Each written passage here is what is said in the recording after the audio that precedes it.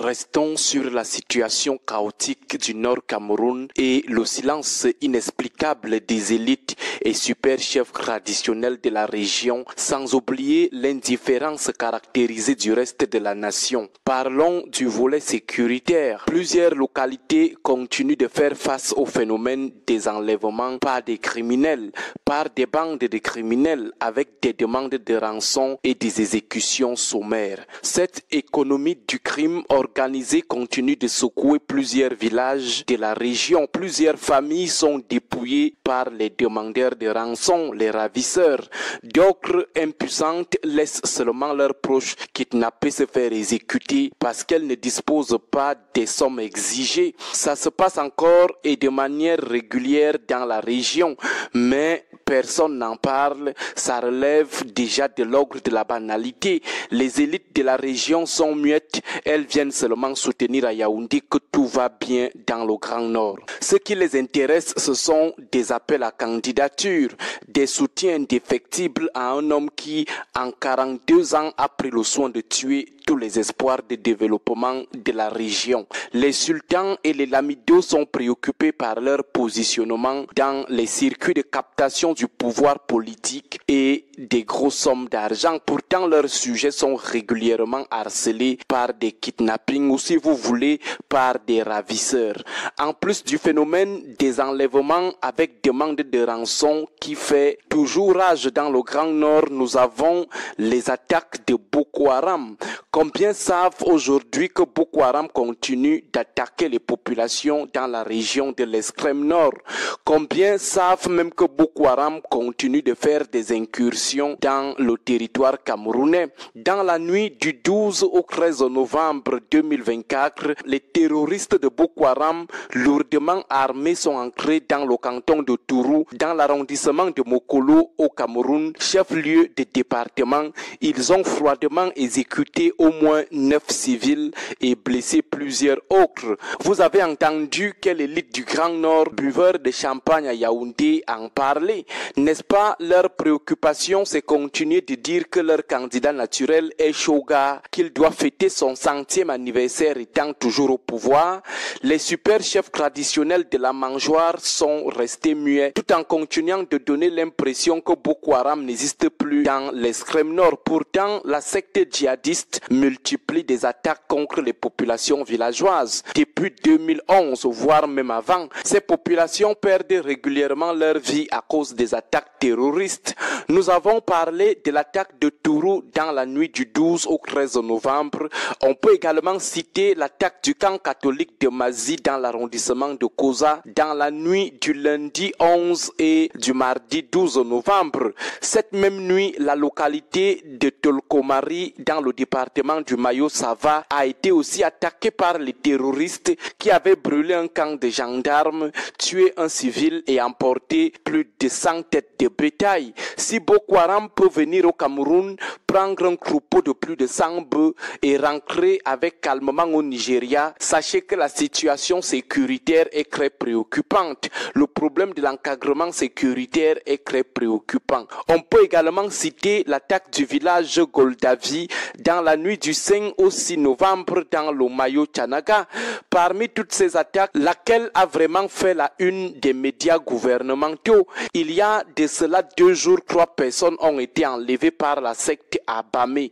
Le département du Mayo-Tchanaga est harcelé par Boko Haram. Le département du Mayo-Sava est aussi sous l'emprise des attaques permanentes de ces terroristes. Il y a aussi le département du Logon et Chari. La semaine du 10 novembre, 8 personnes ont été enlevées à Karema dans la commune de Darak. Quelques jours avant, c'était une personne qui avait été tuée dans la même commune et 7 autres enlevés toujours par Boko Haram. Il est donc clair que nous ne parlons pas d'une seule attaque ou d'une seule date des attaques. Vous voyez que nous ne parlons pas d'une seule localité ou d'un seul département. Boko Haram continue de semer la terreur dans la région. Entre-temps, le discours officiel laisse croire que la secte élites n'existent plus dans l'extrême nord. Discours validé par les élites de la mangeoire originaire du Grand Nord sous le regard complice des sultans et des lamidos de la mangeoire. Chacun d'eux se préoccupe uniquement de son ventre. Pourtant, les populations continuent d'être massacrées par les terroristes. Leurs biens continuent d'être pillés. Elles vivent toujours avec la peur dans le ventre. Le plan de reconstruction du Grand Nord qui devait faire en sorte que les mêmes causes de Boko Haram ne produisent plus les mêmes effets est introuvable. Mais les élites représentants politiques de la région boivent calmement le champagne doux à Yaoundé. Nos frères continuent d'être terrorisés, massacrés par Boko Haram, mais personne n'en parle. Yaoundé est dans son sommeil habituel. Les élites griots du Grand Nord préfèrent, elles, faire la promotion d'un film où des gens d'un âge extrêmement avancé se donnent la peine de faire la route Yaoundé-Maroua juste pour aller regarder un film. Entre-temps, les populations se font massacrer par les terroristes. Le reste de la nation est préoccupé par le sort de Viviane et de Balthazar. Bonne journée à vous tous. Il faut continuer toujours de donner du temps au temps. Moi, je crois que la politique, c'est d'abord l'art de rechercher et d'obtenir l'efficacité.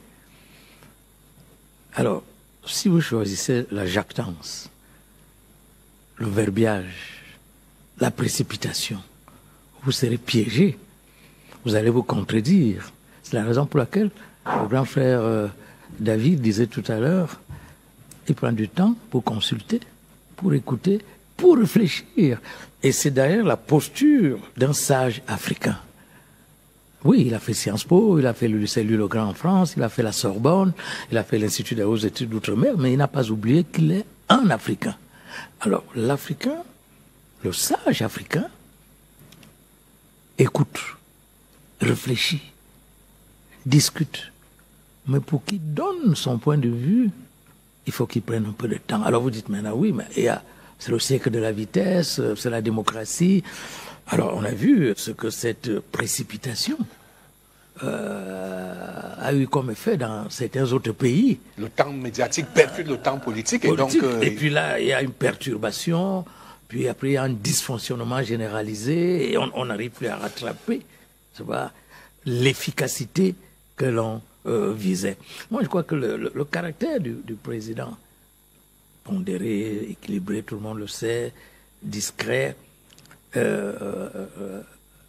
auquel il faut ajouter la formation au pré-séminaire et au petit séminaire, où on privilégie le silence, la réflexion, la méditation et même la contemplation.